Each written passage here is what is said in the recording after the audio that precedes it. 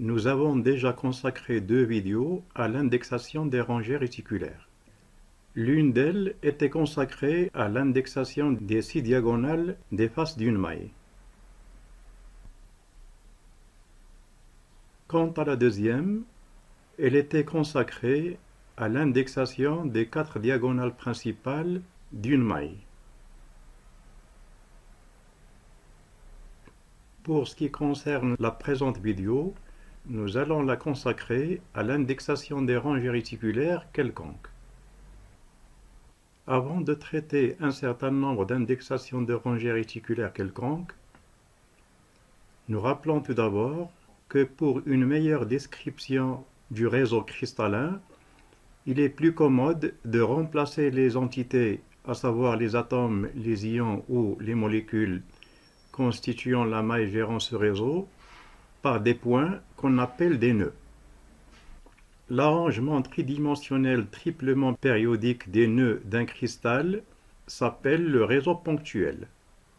D'un autre côté, toute droite passant par 2 nœuds d'un réseau ponctuel est appelée rangée réticulaire.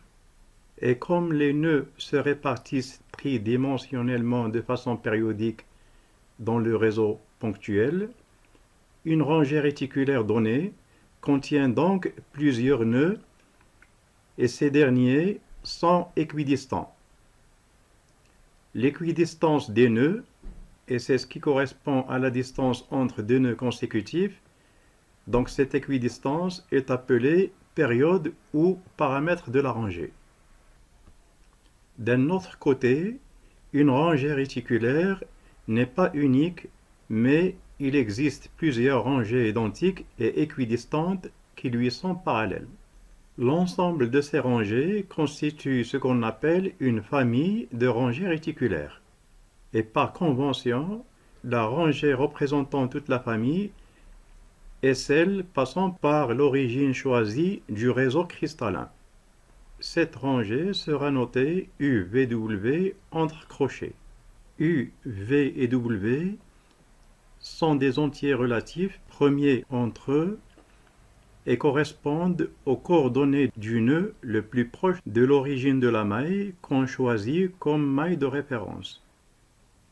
Et nous rappelons enfin que les coordonnées d'un nœud sont données sous forme UVW qu'on ne met pas entre parenthèses et entre lesquelles il n'y a pas de virgule, comme ce qu'on a l'habitude pour un point quelconque M de l'espace de coordonnées X, Y, Z.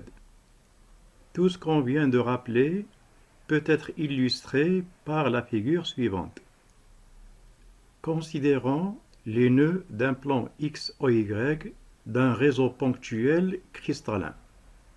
Ces nœuds peuvent être regroupés sur des droites parallèles, identiques et équidistantes, à savoir que la distance entre ces droites est exactement la même, et elles sont identiques du fait que les nœuds sur ces droites sont également espacés, à savoir qu'il y a la même distance entre 2 nœuds consécutifs sur chacune de ces droites. Ces droites correspondent alors à la définition des rangées réticulaires. Elles constituent donc une famille, et la rangée qui va représenter toute la famille est celle qui passe par l'origine de la maille de référence. La rangée en question n'est autre que l'axe OX. Le vecteur unitaire de cette rangée est le vecteur A, dont le module correspond au paramètre, ou bien ce qu'on appelle aussi la période de la rangée. Pour ce qui concerne maintenant l'indexation de cette rangée, et comme on l'a rappelé tout à l'heure, elle va être notée par les coordonnées du nœud le plus proche de l'origine. Comme ce dernier a comme coordonnées 1, 0, 0, la rangée réticulaire passant par l'axe OX va être notée 1, 0, 0. Les mêmes nœuds maintenant peuvent être regroupés sur des droites parallèles dont l'une d'elles n'est autre que l'axe OY de la maille. Ces droites parallèles sont là aussi équidistantes et la distance entre 2 nœuds consécutifs de chacune d'entre elles est exactement la même et correspond au paramètre B de la maille. Cette distance correspond au paramètre ou bien à la période de la rangée réticulaire passant par l'axe OY. D'un autre côté, comme le premier nœud sur l'axe OY a comme coordonnées 0, 1, 0, la rangée réticulaire passant par l'axe OY va être alors notée 0, 1, 0. Les nœuds de cette figure peuvent être regroupés maintenant sur des rangées réticulaires qui ne sont parallèles ni à OX ni à OY. En effet, si on choisit deux nœuds N1 et N2 du réseau, on peut les joindre par une droite. Et une fois qu'on trace cette droite, on constate qu'elle contient d'autres nœuds comme celui que montre la figure et qui a comme coordonnées 5, 3, 0. Et d'un autre côté, la distance entre les nœuds est exactement la même. D'un autre côté, la rangée passant par les nœuds N1 et N2 n'est pas unique, mais il y en a plusieurs qui lui sont parallèles, équidistantes, et dont la distance entre les nœuds est exactement la même que celle entre N1 et N2. Et ce, comme le montrent les droites en rouge tracées en pointillés. Ces droites qu'on appelle rangées constituent alors une famille de rangées réticulaires et celle qui va représenter la famille est par convention celle qui passe par l'origine de la maille de référence. Et comme les coordonnées du nœud qui vient juste après le nœud origine sont 2, 1, 0, la famille réticulaire alors va être notée 2, 1, 0 entre crochets. Le vecteur joignant l'origine de la maille au nœud de coordonnées 2, 1, 0 est le vecteur unitaire de la rangée.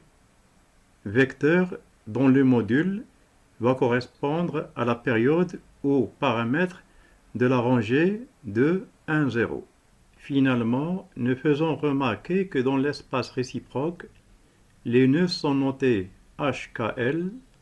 HKL sont les indices de Miller au lieu de UVW. Et les rangées réticulaires seront notées alors HKL entre crochets étoiles au lieu de UVW entre crochets comme il en est le cas dans le réseau direct. Le premier exercice que nous allons alors traiter est l'indexation des rangées réticulaires passant par les couples de nœuds 2, 4, 1, 6, 1, 0 et 1, 3, 2, 7, 5, 6. Et dans chaque cas, on nous demande de préciser l'ordre du nœud N2 par rapport au nœud N1, puis donner le paramètre ou ce qu'on appelle aussi la période de la rangée considérée si le système cristallin est quadratique. Pour ce qui concerne le premier cas, à savoir la rangée passant par les nœuds 2, 4, 1 et 6, 1, 0, comme aucun de ces deux nœuds n'est origine, la rangée réticulaire passant par le couple de nœuds 2, 4, 1 et 6, 1, 0 ne passe pas alors par l'origine. Pour la faire passer alors par l'origine, celle-ci peut être prise sur le nœud N2. Dans ce cas, les coordonnées de N1 deviennent -4, 3 et 1. Les nombres U, V et W obtenus sont premiers entre eux. Le nœud N2 est alors le nœud le plus proche de l'origine de la maille. Les coordonnées du premier nœud venant après l'origine seront alors -4, 3, 1. La rangée réticulaire en question sera alors -4, 3, 1, qu'on note en cristallographie 4 barres, 3, 1. Nous faisons remarquer qu'on peut prendre également N1 comme origine. Et si c'est le cas, les coordonnées de N2 deviennent, dans le nouveau repère, U' est égal 4, V' est égal -3 et W' est égal -1. Dans ce cas, la rangée réticulaire en question sera notée 4, moins 3, moins 1. En fait, moins 4, 3, 1 et 4, moins 3, moins 1 représentent la même famille réticulaire. Et de façon générale, comme on l'a vu dans le cours, toute rangée UVW représente exactement la même rangée que U bar, V bar, W bar. Pour ce qui concerne maintenant le paramètre ou période de la rangée UVW, il est donné par la relation suivante. P est le module du vecteur petit n et ce dernier est le vecteur directeur de la rangée UVW, tel que n est égal UA plus VB plus WC, A, B, C étant les vecteurs de base de la maille du réseau cristallin. L'expression générale de la période ou bien paramètre de la rangée est alors la suivante, et de façon développée, il devient comme suit.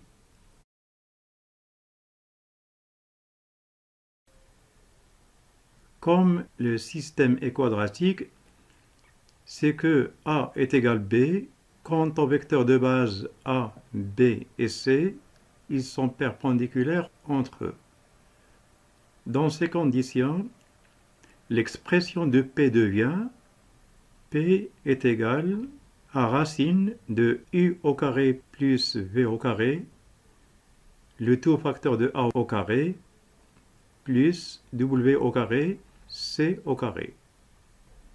Dans ces conditions, le paramètre ou période de la rangée 4 bar 3, 1 est alors P est égal à racine de 25A au carré plus C au carré.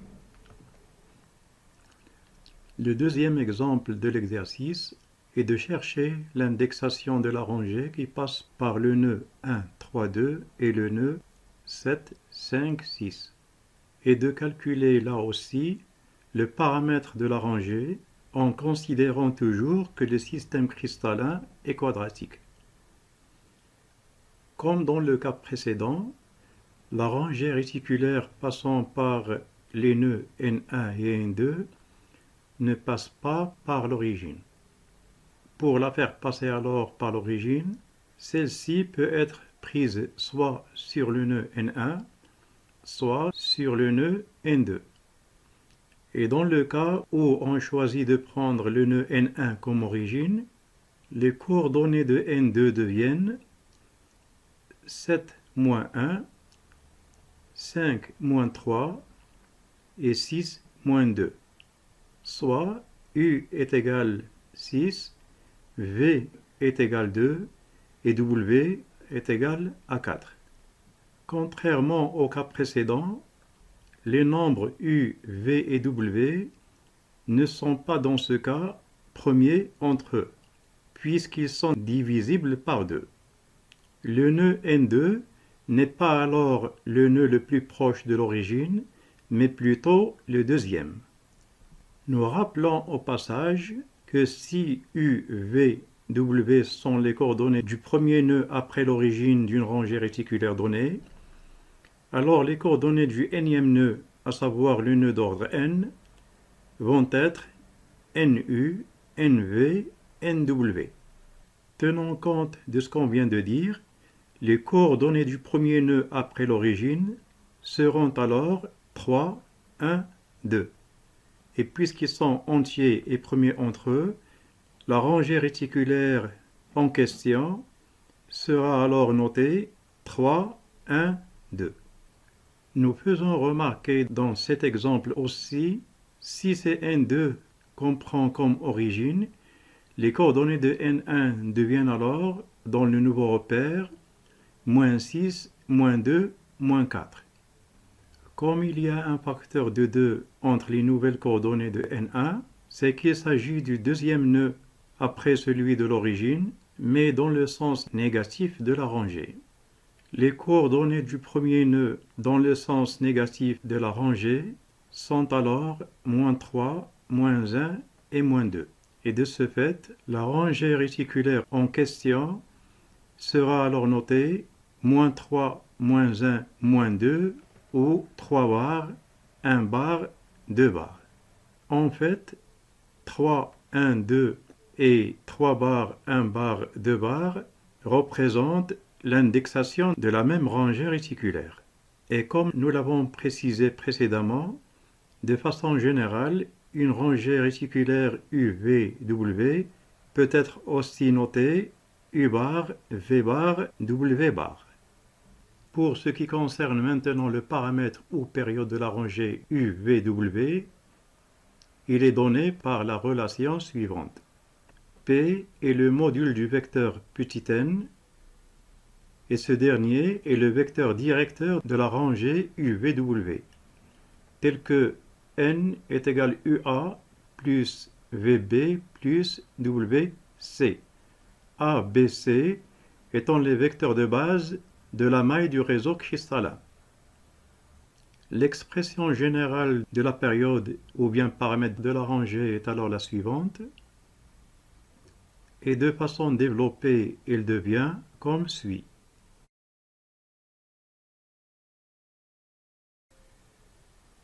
Comme le système est quadratique, c'est que A est égal B.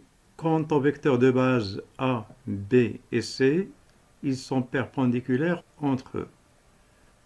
Dans ces conditions, l'expression de P devient P est égal à racine de U au carré plus V au carré, le tout facteur de A au carré, plus W au carré, C au carré. Dans ces conditions, le paramètre ou période de la rangée 3, 1, 2 est alors racine de 10A au carré plus 4C au carré.